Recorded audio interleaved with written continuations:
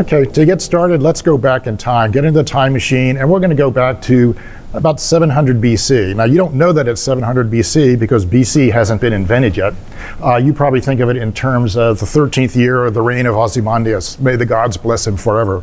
But this is about where we are.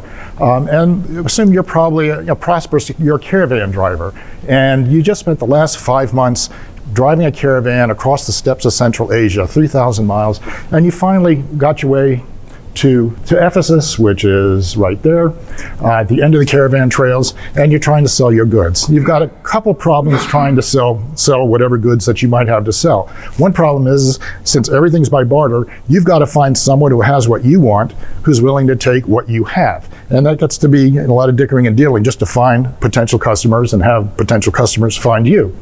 The other problem you have is trying to decide, like, what is the value of what you have compared to the value of what they have? How many bolts of silk does it take to buy a goat? How many pounds of pepper does it take to buy a rug or something like that? So it gets to be really difficult. But anyway, you're very clever and you're working. You've just arrived in time for the annual convention of the, the Ancient Nomads Association, better known as the ANA. And you're going to be trying to sell as much as you can with your fellow ANA members. And it's going to work out pretty well because the ANA has a code of ethics for dealers. So everything should go pretty well for you. A week goes by, you've managed to unload everything you have. You've managed to buy everything everybody else has. It's the end of the convention. You're about to go home. So you the last night in town, you all go down to the local pub to talk about what's going on and celebrate with a few brewskis. After about maybe 4 or 5 rounds, some guy gets up and says, what would be really great would be if someone would invent some kind of financial intermediary that we could use to facilitate economic transactions between buyers and sellers, so that we could sell our goods easily using some medium of exchange that everybody can accept its value. And after 4 or 5 drinks, what I just said probably makes a lot of sense to you. Someone else gets up and says, what would be really great would be if this medium of exchange were based upon, let's say, a precious metal in different weights and measures, so that you could do transactions of all sorts of levels, from very expensive to very inexpensive. And everybody thinks, yeah, that would be a great idea too. Then someone else says, what we really need to do is get someone like Ozymandias, may the gods bless his name forever, to put his stamp on it so that everyone can be sure of what the value of this thing is. That doesn't go over quite as well because some people don't like third-party certification. But you go for it and you try and do what you can. Finally, you stand up and say, if we had this thing going, it would be a lot easier to transact business. We'd have a lot of free time, and we could actually collect these items of exchange, share them around with each other, and maybe if books are ever invented, we could write books about it. And everyone cheers that he offers you a free drink, and you have a celebration over this. Finally, you decide, let's write a petition. We're going to send something to Ozymandias, may the gods bless his name forever, and give him this idea so that maybe he can make a prosperous society for us. Unfortunately, Ozymandias, praise his name forever, is off fighting a war against somebody whose name you can't possibly pronounce, so nothing happens. But people, being kind of a rowdy bunch of the ANA, the people around you kind of hear what you've been talking about. So they set up a committee to try and come up with something to facilitate your idea. Committees being what they are, it takes a long time before anything gets done, but 50 years later, they come up with this, the very, very first coins ever. That's an Electrum hemihecty, which is 1/12 of a Stator, 1.16 grams, and it was struck sometime in the period between 650 and 600 BCE. The very simple kind of thing, it's just basically a sort of a rounded glob with a punch mark on the back of it. They might say, like, what do they make these things out of, and how do they make them? Well, what they are, they're made out of Electrum. 20 years ago, I would have told you that what they did was they panned the streams in the Near East and got the Electrum out of the streams, Electrum being a naturally occurring alloy of silver and gold, and they just turned that into coins. We know now that that's not exactly true because the studies of the metal in these coins indicates that from in specific times and specific places, the fineness is pretty consistent. And you really aren't going to get that just by dragging stuff out of a river and turning it into a coin. So they had some pretty sophisticated refining techniques, and we know that they also had gold mines and they had silver mines. So they probably did more than just throw a sheepskin into the river, to drag out the stones that were valuable and separate them from those that were not. As to how they actually made them, what they did was they smelted the metal, molded it into little globs of different sizes, and then a small boy with very fast hands would put them on an anvil, and a young man with very large forearms, a hammer and a chisel would basically pound down each one as the little boy puts them on there, and tried to punch it down hard enough to leave the impression, but not hard enough to go all the way through. And that basically becomes it's kind of a guarantee of the value, because you can't, these things are so small that it'd be very difficult to plate this with metal. So you're pretty sure it's whatever this metal is, it's that same metal all the way through. Now this is a 1/12 stator. The stator itself was a unit of weight that they had at that time, so they just basically made their coins consistent with their units of weight. They had stators, eventually they had stators, they had half stators, they had third stators, usually called trites, they had quarter stators, they had 1/6 stators, which is a hecty. Hecty just means 1/6. They had the hemihecty, which is half of a sixth, or a 12th.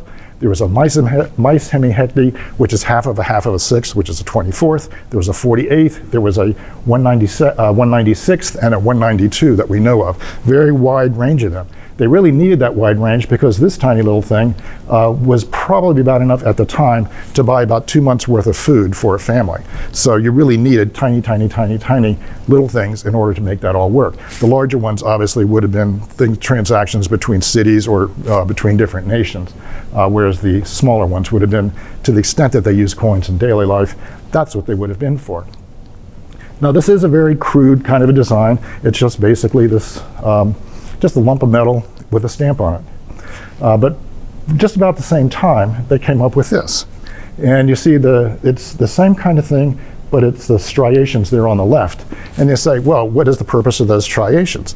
20 years ago, what I would have told you is that, well, that probably represents the rippling waters of the river from which they drew the electrum that they used to make these coins.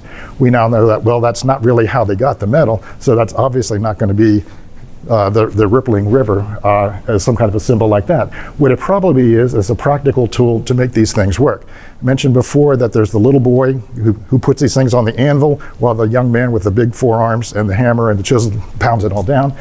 These round things are very smooth. If the little boy is putting them on the anvil, they might just roll all the way across, and the guy with the big forearms is there trying to chase it down, which is not a very practical way to go. So that's probably just roughing the thing so that it won't slide across the anvil while the large man with the large forearms is there pounding away, which he would have been doing for about 10 hours a day at a time, 6 days a week. So you can imagine it's not a very fun job to have. Next one they come up with is this. They start putting designs on the coins. It's a little hard to see, but on the one side, that's a facing bull. He's looking this way, or I'm sorry, a facing lion, he's looking that way, and then there's a man's face facing the lion. The roaring lion there on the right that's often the symbol of the kingdom of Lydia, which was there on the map in the beginning. So this may be from Lydia, but we don't really know for sure. But it's the very first coins that have a design that actually means something. And this is a half stator, so it's the other previous coin is a 12th stator. So this is about 6 times as big as the other one, 7.19 grams. Again, struck a little bit later than the first 2 coins, but still pretty early. Then they start coming up again about the same time with another type of a design. These are geometric designs. They aren't really like showing figures of people or animals or anything. They're just kind of shapes. There's a question or dispute about what that shape is. There's 3 different things that it could be. One is it's just a kind of a random geometric shape.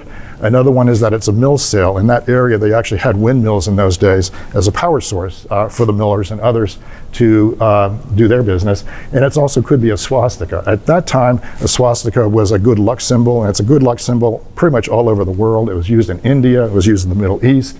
There are examples even in the New World where the Native Americans were using it before the crazy people turned it into a symbol of something not nice. This form of the swastika, if it is a swastika, you'll see it's backwards from the one that everyone kind of thinks of as the swastika. The modern one from the crazy people, the cross hooks to the right, this one in a clockwise direction, this one hooks to the left in a counterclockwise direction. later on, that symbol, when they started doing two-sided coins as opposed to the one-sided coins, that symbol ended up going to the reverse, while different things like portraits would go on to the obverse. Then they start getting very detailed. This is a very early animal type. That's a horse there on the left. It's another one of the hemihectes, the 1/12 stator. And it's really interesting if you look at it. You can see the horse's mane here. Then you've got the bridle, the bit, and then the reins coming back behind him. That's a very, very detailed kind of thing. This coin is about the approximately 1/3 of an inch. So whoever it was who designed that must have really extremely good eyesight and very good finger coordination, because he had to engrave a die in order to make that work.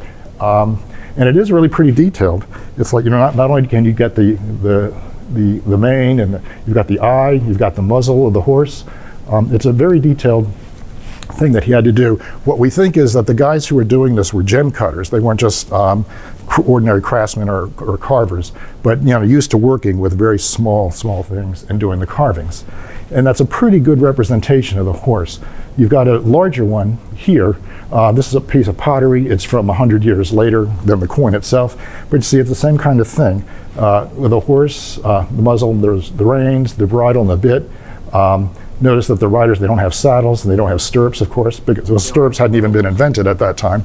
And they're basically nude, which I would think would be very uncomfortable. And I suspect that they had very high-pitched voices after riding those horses for very long. But that's basically the way they did it. Then we get to the very first coin that has an inscription. This one we think comes from Ephesus. It's an Electrum Stator, 14 grams, pretty large size. It would be maybe about an inch long. It's a little bit on the oblong side, but on the long side it's probably close to an inch. And then there's an inscription that runs along the side this way, retrograde. It starts on the right and moves to the left. It's Phanes emis saima, which there are different translations for it. It's usually this is the sign, or this is the badge of Phanes. It could mean this is the sign of light. The general theory is that some guy by the name of Phanes is the one who struck this. He might have been a merchant in town, a very powerful, rich merchant who was kind of doing this, almost like the store cards that we use today. Or he might have been a city official who was doing it, and he just put his name on, as kind of like the moneyers did in ancient Rome. But that's not really 100% sure. There's another theory that the translation, rather than making it Phanes, because we don't know who a Phanes was. There's no Phanes historically from this period that could be. There is a historical Phanes from about 50 years later who led a Persian army and died in a sandstorm, but that's too far distant from this for it to be the same guy. The translation of that is, this is the sign of light. Works a little bit better because, among other things, this was in Ephesus, and in Ephesus, that was where the temple of Artemis was, one of the 7 wonders of the world. She was the moon goddess, which moonlight, and her brother was Apollo, the god of light, so it might be some reference to that. Some people would link it to Ephesus because of the stag. That's the animal here. Ooh, darn. The animal here that is facing to the right is a stag, and the antlers there. And the stag was kind of one of the emblems of Artemis. When Artemis became displeased with someone a young hunter who happened to come upon her while she was taking a bath, she turned him into a stag so that he was eaten, or killed and eaten by his own hunting dogs. Stags are very closely associated with her. The problem is that in that area, they didn't actually have the stag associated with her until about 200 years after this. At this time, the symbol of Artemis was a bee, a honeybee. In fact, the priestesses at the temple were called the bees. So it's a little bit iffy as to what all that might actually mean. However, all these coins of this type are found in Ephesus or immediately surrounding it, so it probably did come from there. Now, this is a stator. There are about 7 known examples of it. One sold last month at the New York International. The C&G sold it for about $170,000. So they're pretty pricey. If only 7, that's probably a reasonable price to pay for it. The more common one is the Tridi, which is 1/3 of a stator. That only has the name Phanes on it. It does not have the rest of the inscription, the emis saima, because it wouldn't fit. You could probably, there's about 17 of those, much more than the 7 of the other, and you could probably get one of those for maybe $70,000 if you're really interested in it. Are all the inscriptions right to left? They all seem to be right to left on these, yes. Now, was this still at the time when Greek was written as the ox path? The ox path, yes, back and forth. This was not so unusual. Right, yeah, it probably wasn't an error because the letters are actually properly formed, so it's not like the guy who was carving it forgot that it had to be backwards in order to, because it's the reversed image is what you see when you carve on something. The letters are actually in the correct form, so it was probably intentional to make it go that way. But what Simca was mentioning, they did what was bastrophodon, which is a style of writing where you go right to left, then left to right, then right to left to right, and back and forth, which I think is probably just laziness. When you're writing right to left consistently, you have to lift your hand off the page to go back to the beginning, or if you're doing left to right to left, like in Hebrew, you've got to lift your hand off the page to get started again. When you're doing the bastrophodon version of it, you just keep going, your hand just kind of flows back and forth. It's harder to read. I think it's harder to read. I find it more difficult to read, but I guess if you're used to it, it's probably not too tough. But the Phanes ones, again, the trites, they just have Phanes on them. And then there's smaller denominations going down to about the 196th Stator that have no inscription, but you can link them because they've got the same, the stag there on the side. Now the Temple of Artemis at Ephesus was destroyed long ago, but in Istanbul there is a park of miniatures of famous buildings, and they've done a reconstruction of it, and that is probably what the Temple of Ephesus looked like. This is 1/25th scale, so it's a very small thing, but it does seem to be pretty realistic as to what it was. One of the things about the dating that I was doing before, talking about before, about how they started around 650 BC, part of that is based upon a finding of a whole bunch of those coins underneath the foundation stone of the Temple of Artemis that they were discovered late in the 19th century. And the idea being that, well, if that temple stone was laid in 650 BC approximately, then the coins must have been around that time because they would have used whatever was current. And obviously it couldn't be something from later than 650 BC because you can't get underneath the foundation of the large building in order to put them in there. There is some dispute now about that because they base that estimate on the fact that the temple was burned down by the Sumerians, who were invaders who came from the north around 650 BC, and then it was rebuilt. The problem is that there are several foundation stones on there because the temple was expanded over time, and that particular foundation stone could have been laid as late as about 560 BC, which would be almost 100 years later than when we think the coins came about.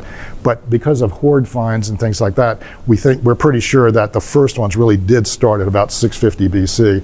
And if the early coins are underneath a later temple stone, it's simply they happen to have them in their temple treasury when they put them under.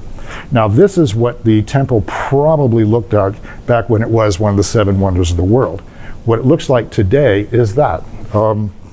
This pillar here is all that remains of the temple. Well, I say that's all that remains. Some of it is here. This is a church, a Byzantine church. They took some of the stone and put it there in the 6th century during the reign of Justinian, and then some of it went to this mosque and this fortress when the Ottomans took over in the 15th century, or 14th and 15th century, on their way to conquer Constantinople. Now this is kind of an interesting thing because this is what's left of one of the 7 wonders of the ancient world. Everybody's heard about it. But you see, you don't see any fences, you don't see any guards, you don't see anything, really watching out for it. When we were this is in Ephesus, when we were there, it's now called Ephes, we were in a hotel that was right about here, just off the side of the picture, and you could just walk over there and take a look at it, walk around it in an open field, and no one will stop you. Now, if you did try and cart that away, you'd probably find that someone is actually watching it. They're just very unobtrusive about it. But it just seems, remarkable to me that this ancient monument, that's so famous, the remnants of it, it appears to be totally unguarded and unprotected. But if they guarded it a little bit better, maybe the stones wouldn't be in those other buildings right now. Now, if we go back here, just to sort of reminisce about where we've been, this is Ionia, the whole area where a lot of these coins are coming from. There's Ephesus right there. And then the other coming here is Smyrna, which is actually not in Georgia, it's over here. Then the other major area here is Lydia. Sardis is the capital of Lydia. And this is the stream the river there where they used to say that the Electrum came from. Goes basically right by the capital city of Sardis. Lydia was an extremely wealthy country back at the time. The theory was as well, it's because they've got all this Electrum in their streams. But what they've also got is just outside Sardis, they had a gold mine right about here, and then there was a silver mine not too far to the left. So they had a lot of other things. Plus, they're on the trade routes, and that's always a good place to be. That's usually a good place to be if you've got an army to protect you. If you don't have a powerful army to protect you when you're on the trade routes, then you're going to be like further down the coast on the Mediterranean when you become Lebanon or Israel or some country like that where people just keep marching through because they want to take control of those trade routes. We have, next coming up is the first royal coins. And these are from Lydia, which we just talked about. And you have there on the obverse side is the roaring lion of Lydia, which is the symbol of the royal house. This was struck before 561 BC, the reason being because things happened in 561 BC when they would have stopped doing them like this. On the lion's forehead, you have here what is usually often called the royal wart.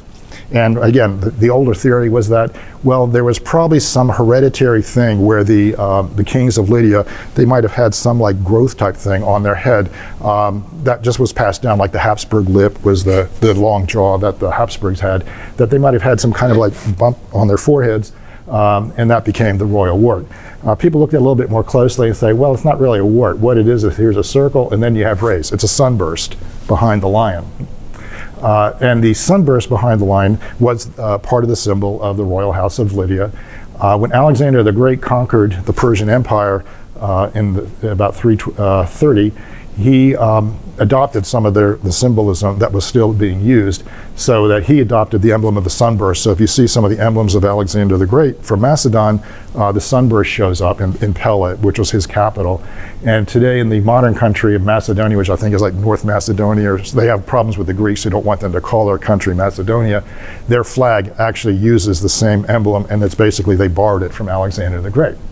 The reverse of this thing, again, shows it's just basically the punch is still going on.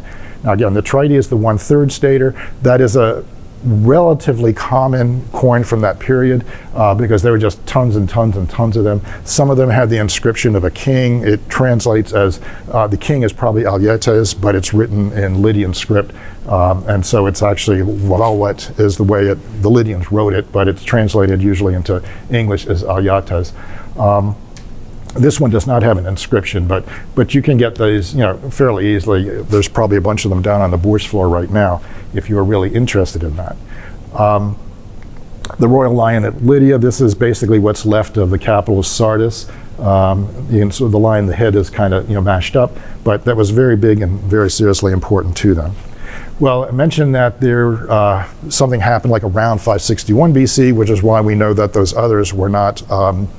Those trites did not continue beyond that time. And what happened was in about 561 BC, a king came to the throne, Croesus, which is what he called himself. We usually know him as Croesus, being as rich as Croesus, a very wealthy guy. He created the first silver coins, or his administration did. And this is the silver stator that came up. They separated completely the gold from the silver, and then did separate gold coins and separate silver coins. And this is the silver.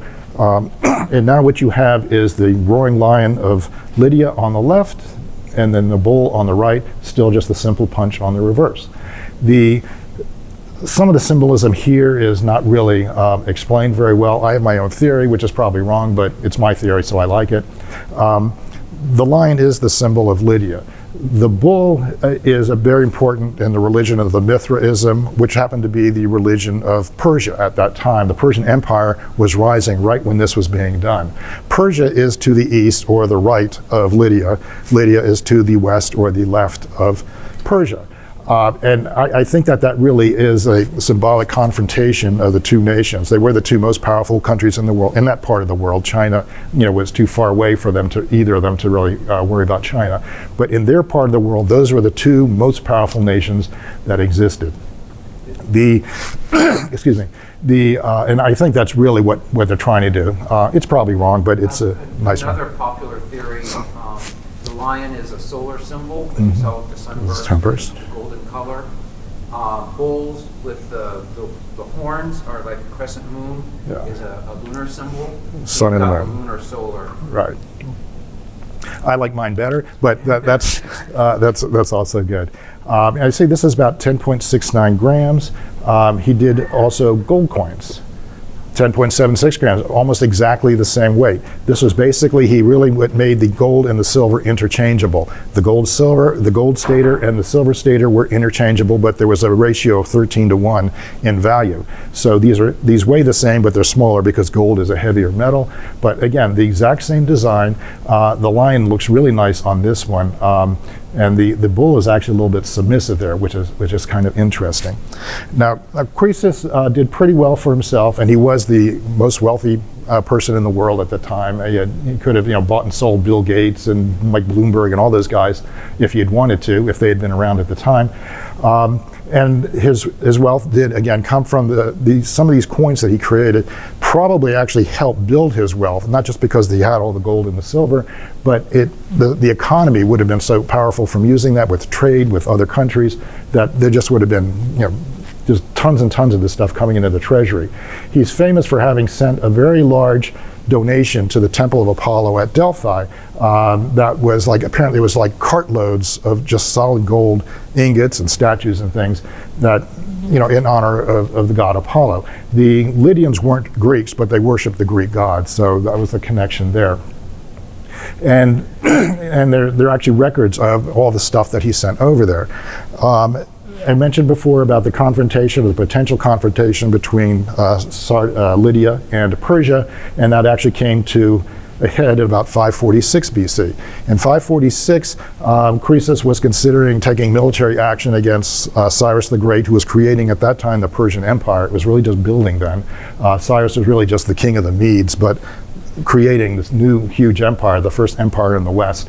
And so Croesus was trying to figure, should he actually do something about this? So he sends the famous message to the Temple of Apollo at Delphi and says, if I attack the Persians, what's going to happen? And the message that he got back, okay, the way they did these things, they would ask the question to what amounted to the seer. It was a woman priestess who was sitting in there. And the place where she sat in the temple, there were gases that would come up from underground, like natural gas, methane or something. So she was basically stoned most of the time. And she would just kind of mumble something. And then a priest who would be there would translate it and tell the person what the answer was and what the god had told her. The rationale for some of this is that, well, when you're communicating directly with the god, of course your mind's going to get a little scrambled, so that's why the speech was scrambled. But the priests, they were trained to understand the scrambling thing. So he asked, what's going to happen if I attack Persia? And the response is, if you attack Persia, you will destroy a great empire. And figures, yes, this is what I'm going to do. So he goes and he attacks Persia, and it turns out it's his empire that was destroyed. Croesus falls, loses the battle, actually loses 2 battles.